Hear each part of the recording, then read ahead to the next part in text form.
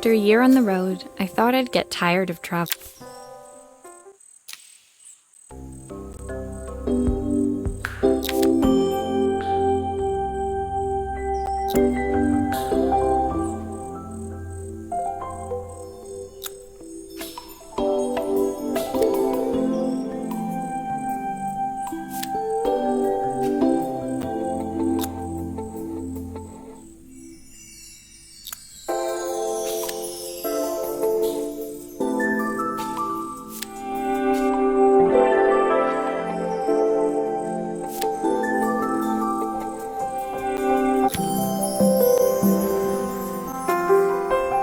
After a year on the road, I thought I'd get tired of traveling.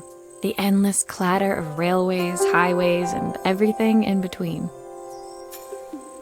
But as my train pulled into the station at Bellariva, I felt every bit as excited as the first day of my journey. A whole year. It felt like a lifetime. The places I'd seen, the people I'd met, of course, the forgotten treasures I'd given a new lease of life along the way. I'm a restorer by trade. Bringing our most beloved possessions back to life is what I love to do. I'd been traveling for months, working my way from one town to the next, fixing everything from family heirlooms to VCRs. Bellariva was my chance to take a break. Unfortunately, that would have to wait until after I'd unpacked.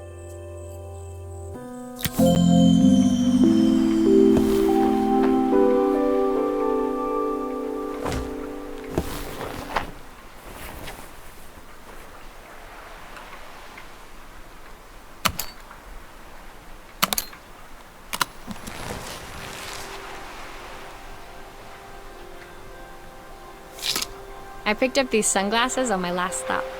Hopefully I'm cool enough to pull them off.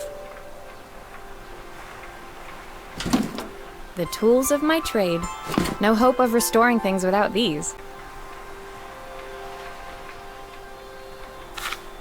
My parents took this after I made my first repair. Seems like a lifetime ago.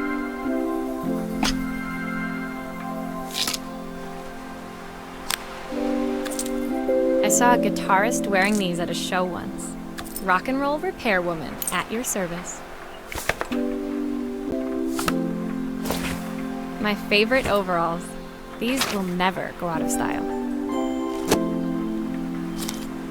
Who doesn't love a scrunchie? Practical and stylish.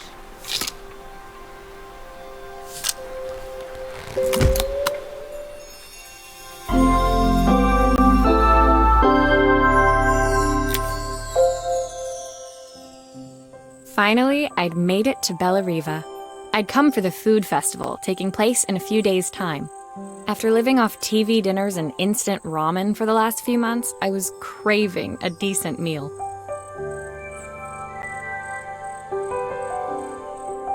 Of course, I'd need to earn enough money to pay for it, so I figured I'd head out the next day and find some work.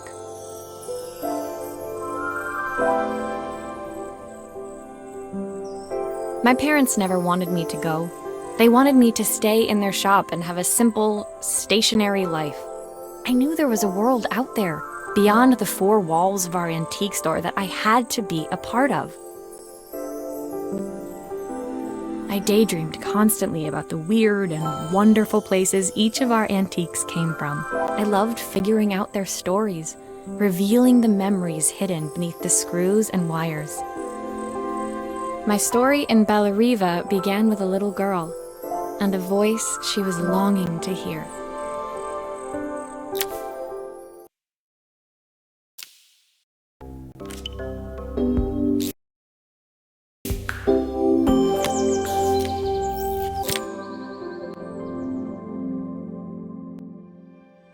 It was my first morning in Bellariva, and I couldn't wait to leave my hotel and explore. It was a quiet town, its streets and alleyways basking peacefully in the hot morning sun. In the main square, meanwhile, preparations were underway for the festival in a few days' time. As I handed out my flyers, I wondered what the people of Bellariva would need me to fix. So far, Everything here seemed perfect. I was starting to worry I'd made a mistake when I felt someone tapping me on the back. Hi, I'm Izzy. Do you know how to fix things? It was a little girl, maybe 7 years old, who must have gotten hold of one of my flyers. She rummaged around in her backpack until she hauled out a battered red cassette deck. My tape is broken and I can't make it work anymore. I tried to fix it myself, but there's this metal thing in the way. Can you try?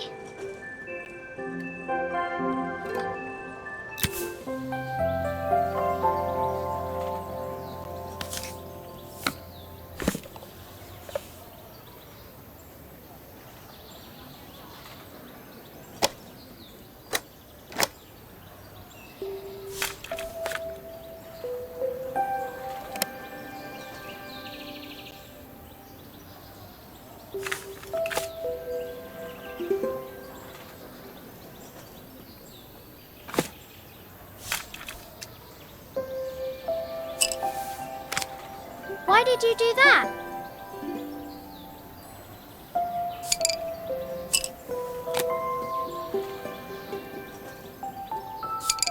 How did you do that? I didn't see.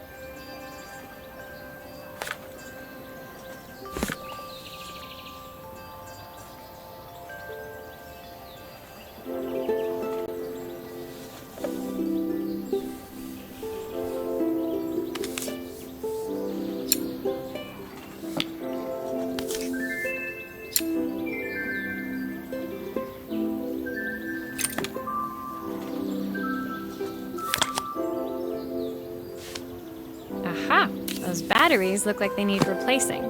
Luckily, I have some spares.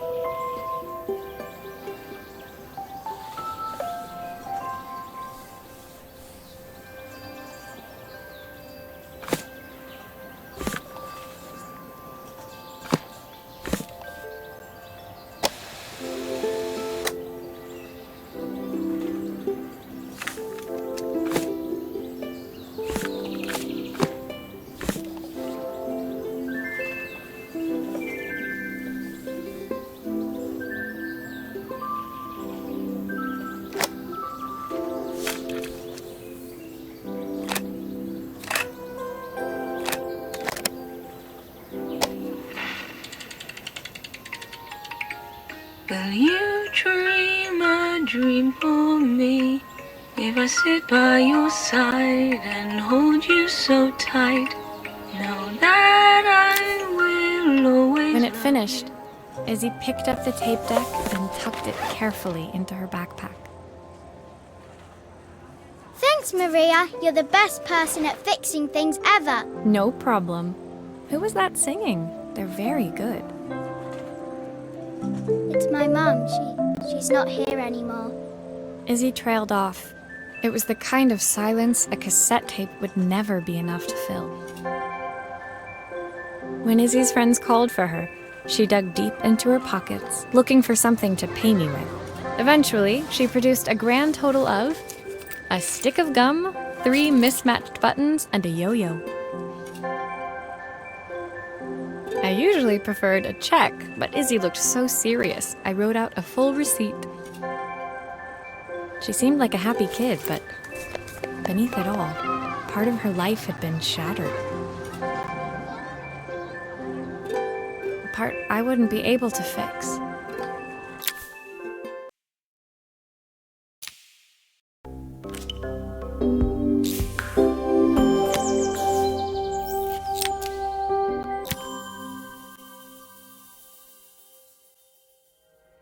My first repair complete, I spent the rest of the day doing small jobs in and around the square. I was exhausted when I got back to my hotel and found a message asking me to make one more visit. The address led me to a quaint little house, a stone's throw from the beach. Bathed in the evening light, it looked beautiful, in spite of its flaking paintwork and chipped tiles. The front door was opened by a harried-looking man, still dressed from a long day at the office. Are you Maria? My name's Joseph. I'm Isabel's father. I'm so sorry she bothered you this morning. Please, come in. I'd like to settle up properly. On the mantelpiece, I saw the remains of a broken statue. Without thinking, I picked up a fragment. My father's statue. What's left of it, at least. Yet another way I'd have disappointed him. It survived 100 years in this family. But 5 minutes with Isabel and... Do you think you can salvage it?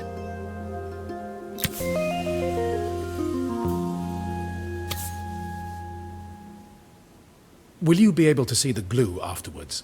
I don't want people seeing the cracks.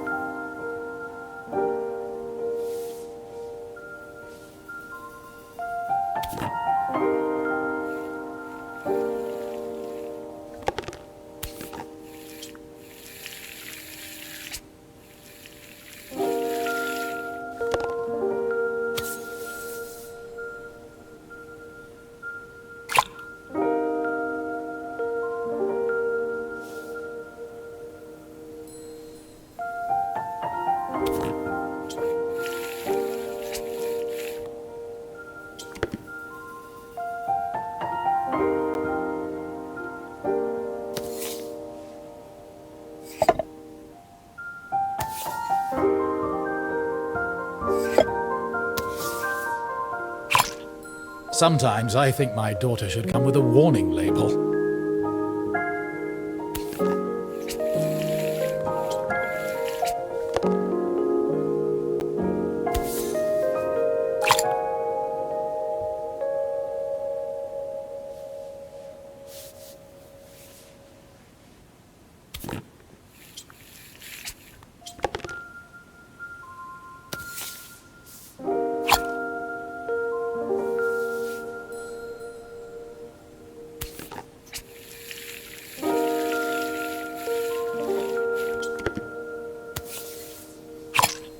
Is this glue really strong enough to hold everything together?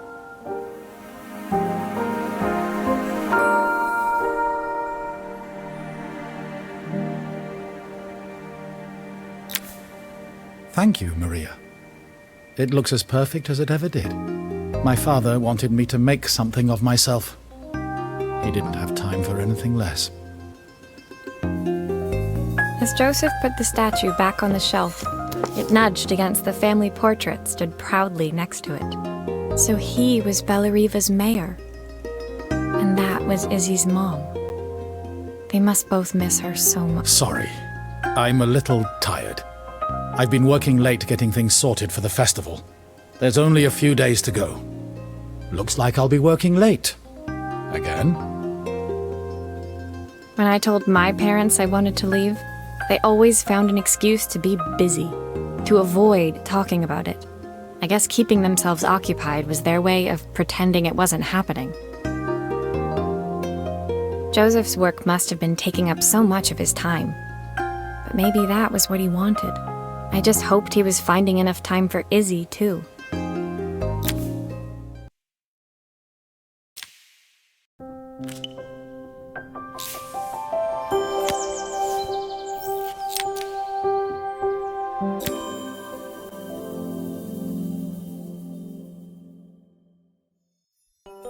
My second day in Bellariva dawned bright and clear, another beautiful sunny morning. Walking into town, I passed cafes overflowing with customers cradling their morning coffees. I stopped, breathing in the smell of roasted coffee beans and freshly baked pastries. I was about to go inside when the owner of Carmen's, the cafe next door, stopped me. Hello, Maria? Were you here yesterday handing out flyers? I have a job for you. Her place was petite, tucked between its competitors as if hoping they wouldn't notice. Judging by the empty tables inside, though, her potential customers hadn't noticed it either. It's a bit slow today, but we're just getting started. I'm sure it'll pick up soon. As Carmen chatted, she walked over to the counter and returned with an old rotary phone. At least I've got plenty of time to practice my recipe for the festival. It's a new special I've been working on. I was hoping to call my sister for some, seasoning tips, but it won't connect. Can you see if you can figure out what's wrong?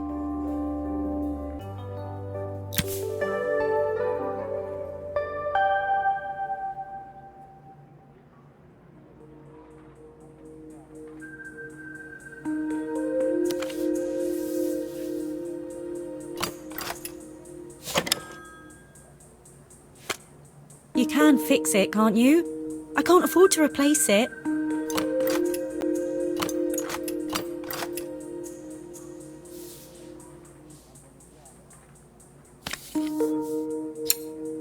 Obviously, we'd normally be much busier than this.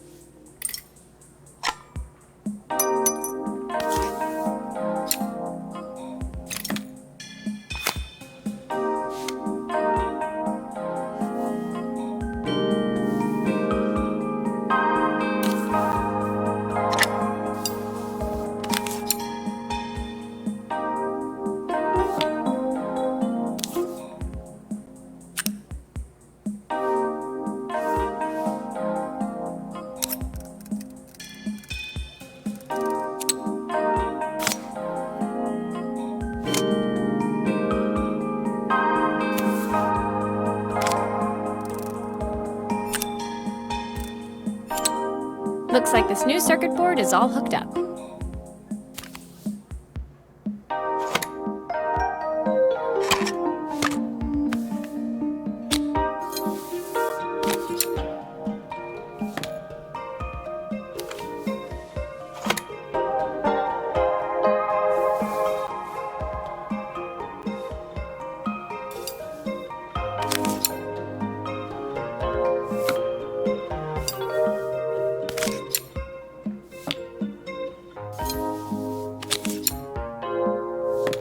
Still a few parts missing.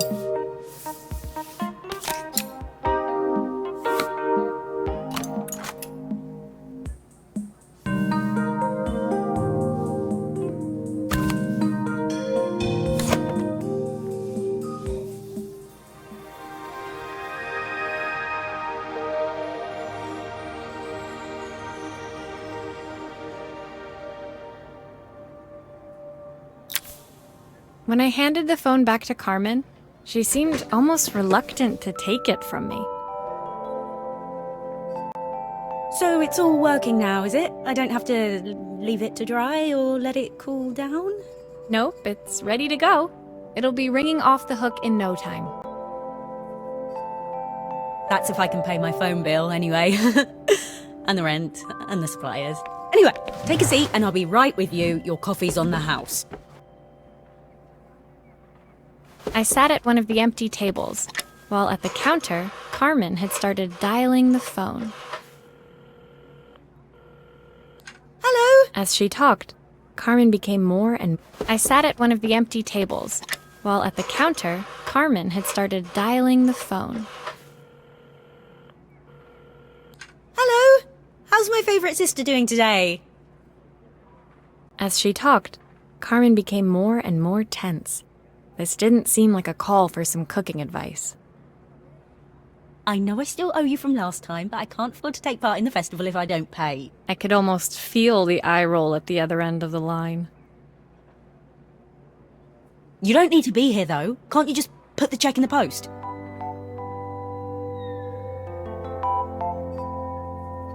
When the call ended, Carmen brought me my coffee, her hands trembling. Sorry about that.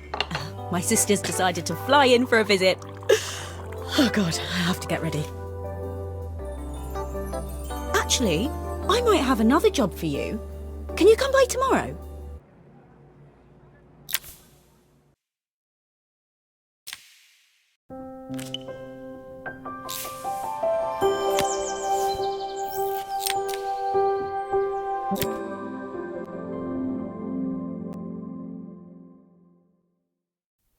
The next day, I'd promised Carmen I'd return to help her get the cafe ready for her sister's arrival. I was about to set out when I received an unexpected call from my hotel's reception desk. Apparently, another guest had asked for me by name. Curious, I took the creaking elevator up to the top floor and made my way to the room number they'd given. I knocked. Are you here about the camera? It's about time. The woman in front of me was immaculate. Not a hair out of place or a crease to be seen. My sister tells me you know how to fix things. I'd usually go to an expert, of course, but in this town... So this was Carmen's sister? The two of them couldn't have been more different. Inside her room, I saw a beautiful reflex camera, any professional photographer's dream. The viewfinder is completely dark. I can't see anything through it at all. I assume you can figure out what's wrong?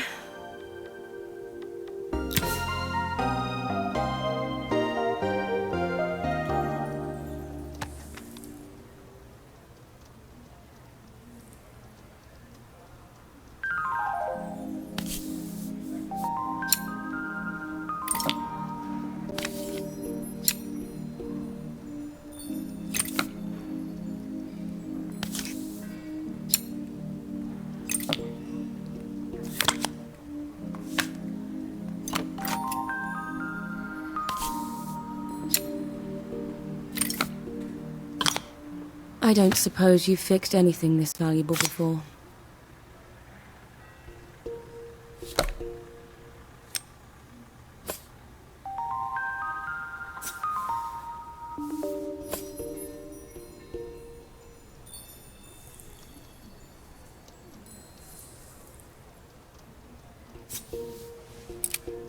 If I used the screwdriver, I could adjust the angle of the mirror.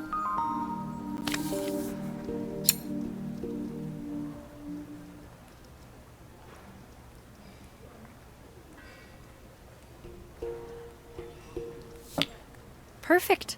Now the viewfinder should be working.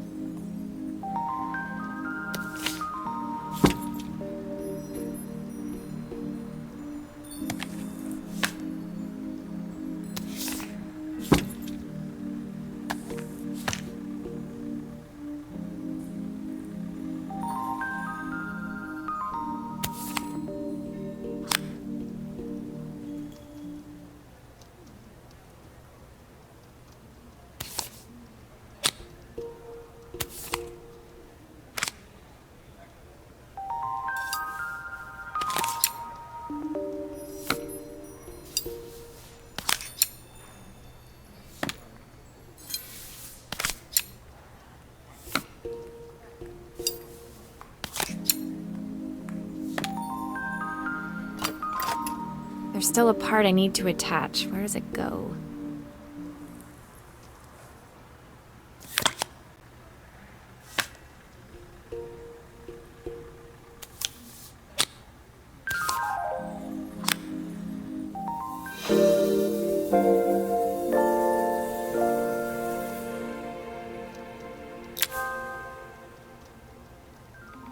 I felt a pang of envy as I handed the camera to Helena. I put my disposable to shame. I picked it up on my first trip to Paris. It's a 1958 limited edition, the first of its kind. It cost me 3 months' salary, but it was worth it. I had no idea what 3 months' salary meant to Helena, but I was pretty sure it was more than I could afford. It was strange, really, that we were even staying in the same hotel. I'd picked this place because it was cheap and cheerful, but surely she could afford somewhere better? She took some test shots, fiddling with the camera settings until she was absolutely satisfied. This work is immaculate. At least there's one person in this town who knows what they're doing. Sending you to me might be the first thing Carmen's actually gotten right. I wondered why Helena had bothered coming if she thought so little of her sister. I hear nothing from her for weeks, and then when she finally does call me, all she wants is money.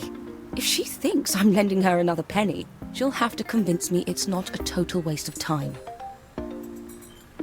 That didn't sound good. If Hurricane Helena was about to hit, I hoped Carmen was ready.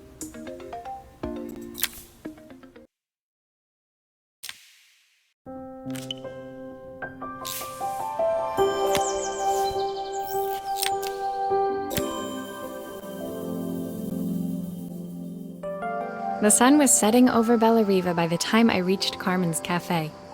From the outside, it looked as quiet as ever, but inside, I found Carmen cleaning like her life depended on it. Maria! Oh, don't mind all of this. If Helena finds one speck of dust in here, I'll never hear the end of it. Carmen seemed pleased to see me, but I sensed the fidgeting tension beneath each sweep of her mop. Trying to live up to the standards of someone like Helena seemed like an impossible task. I hope you didn't mind fixing the camera for her. She was furious when it broke. I really need this to go well. If she doesn't lend me the money, I don't know how long I can keep this place going. Carmen led me to a back room, where she'd laid out the components of what looked like a neon sign. I had this made when I first opened the cafe, but I'm hopeless with electronics. So there was supposed to be a sign outside. This might explain the lack of customers. I'd like to put it up before Helena gets here. Can you give it a try?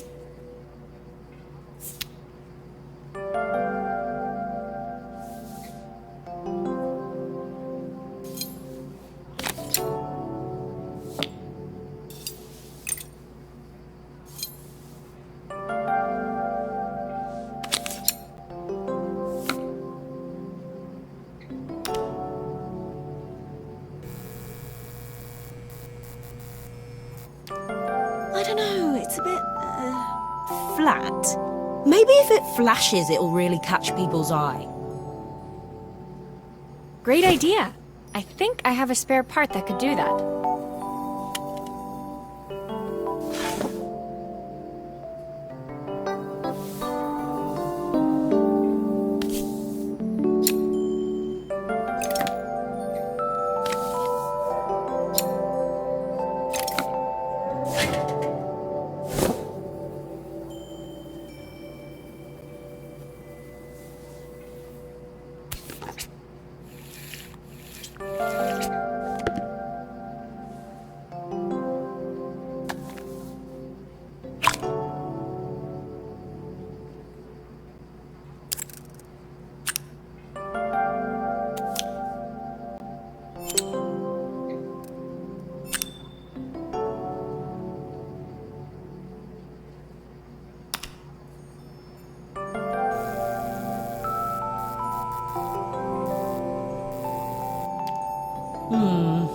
It still needs something else.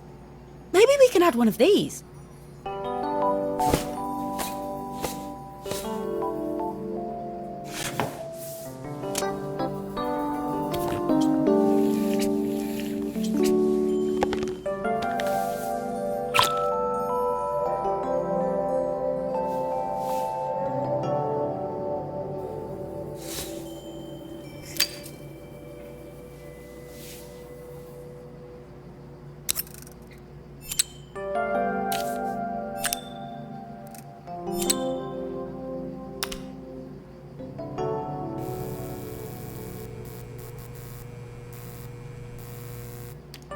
It works! I'll screw everything together again and you'll be set.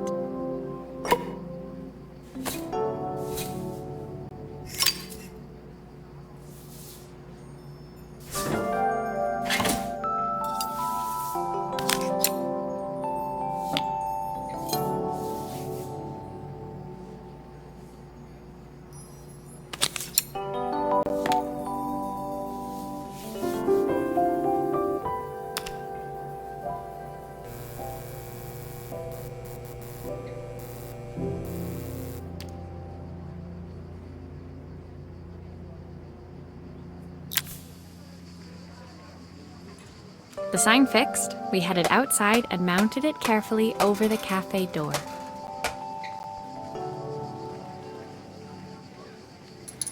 Oh, that's perfect, Maria. It looks just how I imagined it. When I had this sign made, it all seemed so simple. Oh, I can't believe I might have to give it all up. I hope I've done enough. The smile froze on her face as she spotted something over my shoulder. I turned to see.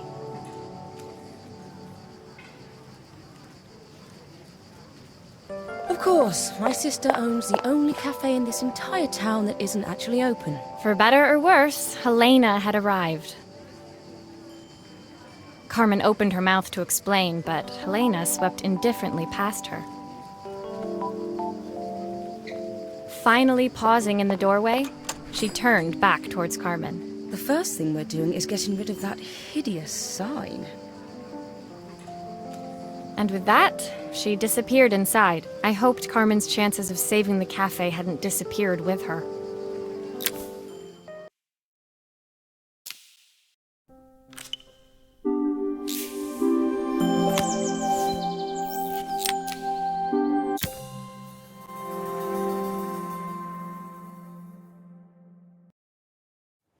It was the day before the festival, and the whole town was busy getting ready. I had more work than I knew what to do with.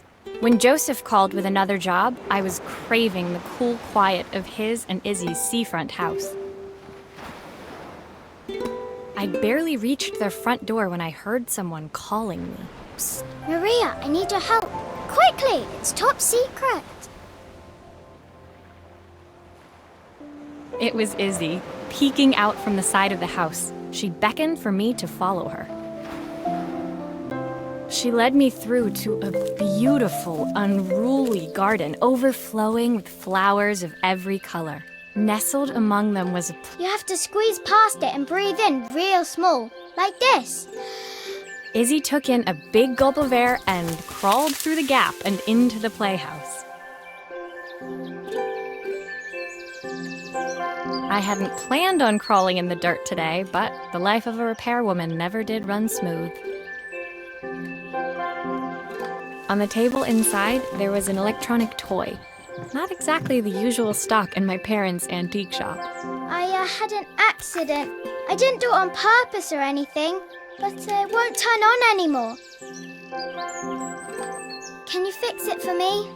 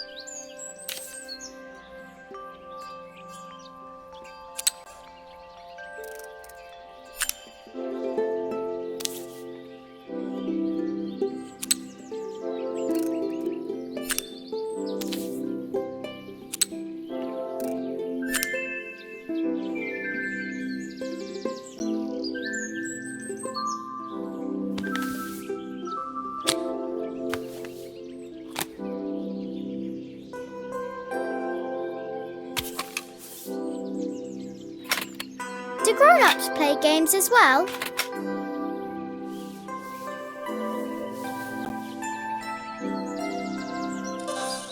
Why does it sound so scary? It wasn't like that before. Can you show me how to play? I tried before, but it was so hard.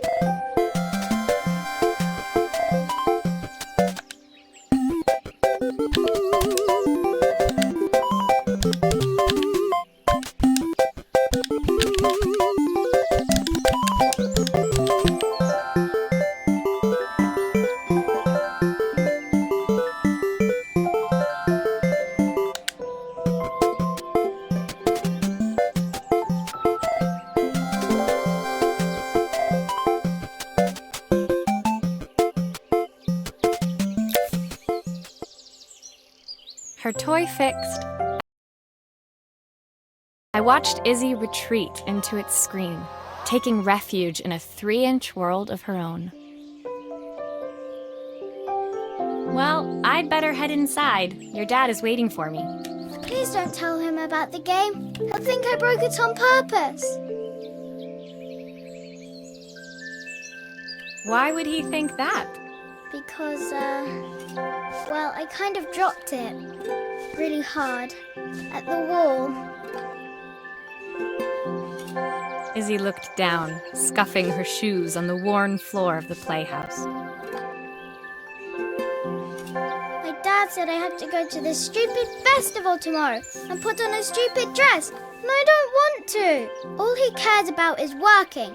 He never wants to see me unless it's for his job. I'm not going. He can't make me. With that, Izzy dove back through the rosebush and disappeared into the wilds of the garden. She was so young. She couldn't be expected to see that her dad was struggling too.